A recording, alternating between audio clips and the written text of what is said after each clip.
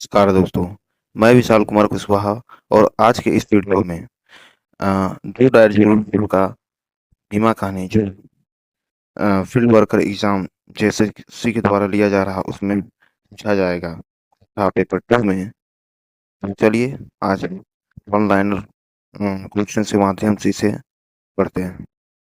बीमा पाठ कर लिखवैया है मनुपूरन गोस्वामी। भीमा कौन रकम पाठ लगे तो कहानी है। भीमा कहानी कौन किताब इंजरायर है तो दू डायर जुरुल फूल में। भीमा कन्हिए कौन मास कर वर्णन करल गेल है अघन मास का। मनुपूरन गोस्वामी जी के जन्म बछर है 12 सितंबर 1944। मनुपूरन गोस्वामी जी के जन्म ठाव है पुंडरू गांव चंदन क्यारी बोकारो। मनुपूरन गोस्वामी जी के बापे का नाम भूषण चंद्र गोस्वामी। मनुपूरन गोस्वामी जी के माए का नाम तो मुक्तेश्वरी देवी। मनुपूरन गोस्वामी जी की कृति है महुआ कोठा गीत है। भगत और भजन नीति नाट्य खोठा देश। भक्ति गीत आपन जंगल पराश्चित बड़की माय और मारुति सोजे खोठा नाटक काहे छोड़ल गांव खोठा कहानी गोज। मनुपूरन गोस्वामी जी की शिक्षा ISC ITI थे। मनुपूरन गोस्वामी जी के पेशा बोकारो स्टील प्लांटे नौकरी। मनुपूरन गोस्वामी जी संपादन कर ले हत रुद्राक्ष ज्योति हिंदी पत्रिका। मनुपूरन गोस्वामी जी की शिक्षा कौन भाषाएं भेल रह तो बंगला में हुआ था। मनुपूरन गोस्वामी केकर से संपर्क में आयल बाद खोठा लिखे के बार शुरू वैला तो गिरधारी गोस्वामी आकाशकुटी। मनुपूरन गोस्वामी जी कौन भाषा से गीति आख्यान सती अनुसुईया जितिया जन्म नाटक तुलसी मंगला लिखला तो बांग्ला भाषा। मनुपूरन गोस्वामी जी कौन बछर रिटायर भेल रहा तो 2004 में। भीमा कहानी के भाव की है समाजे पसरल काना पतियार से। भीमा कहिए के आध पाकल धान काट के धानक बोझा मुड़े हंसुआ डानाय खोज के आवा हलय तो छुटुआ। गा गाँवे मुड़ाय केकर दुआरे भीड़ दैक छुटुआ ठहर गेल तो पाड़े बाबा के द्वार पास रुक जाता है। केकर बेटी विधवा भय गेल रहे पाड़े बाबा के दामाद के मार देल रहे आतंकवादी मार देल रहे। पाड़े बाबा के बेटी दामाद के जन्म पत्रिका गना पढ़ा बेस तरी नाय करल हलथिन कि ई केकर कहल लागे तो छुटुआ के।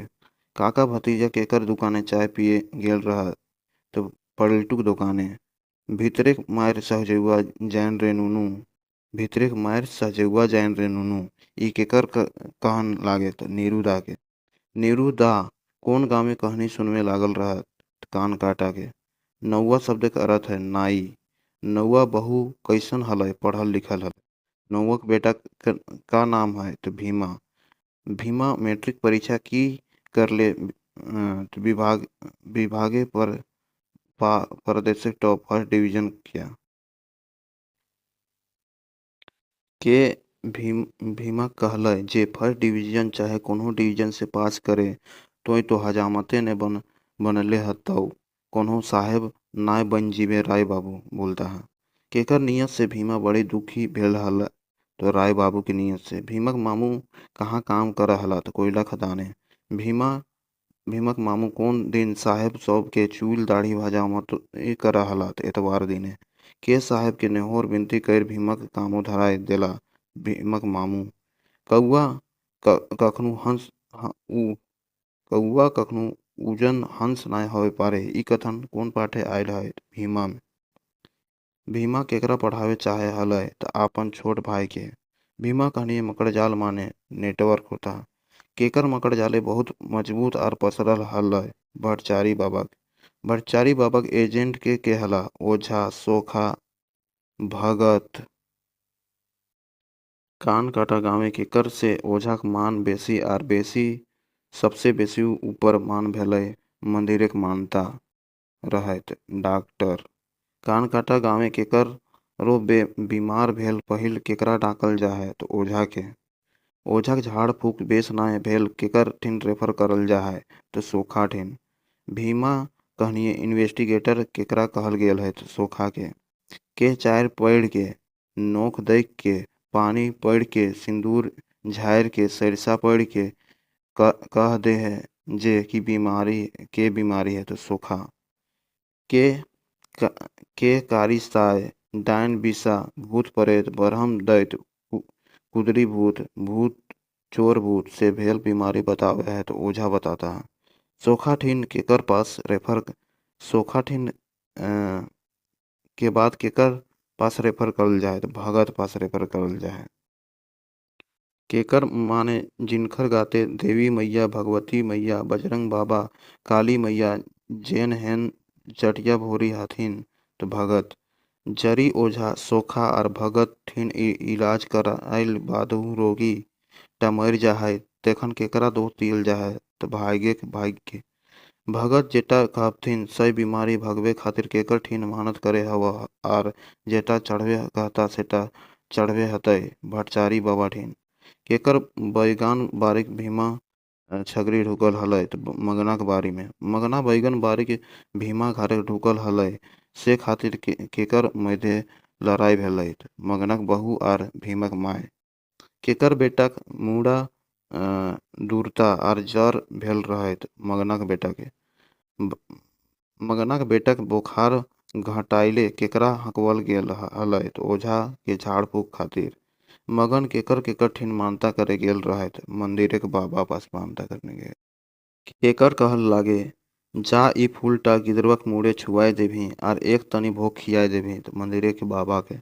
मगनाक बेटा मोरल बाद मगनाक घरे जाके दुख प्रकट करला फिर गरजे लागला तो मंदिरे के बाबा। केकर कहल लागे मगना तोर गिदरटा बुखारे नाय मोरल हो डाइने एकर करेजवा काट के खाए गेल हो तो मंदिरे के बाबा कहता है। के मगनक बेटा मोरल के इल्जाम भीमा माई के ऊपरे झूठे लगाए दे तो सोखा। पंचायत के विचारे से केकरा डायन साबित करल गेलै भीमक माई के भीमक माए बचाए खातिर गांव के लोग से हाथ जोड़े लागल और विनती करे लागले हलै भीमक बाप। के फांसी लगाए के आपन जान दे देली भीमक माए। के अपन बाप के कहले जे ठिन से रहबे हमें गाँवे घूरब नाय भीमा।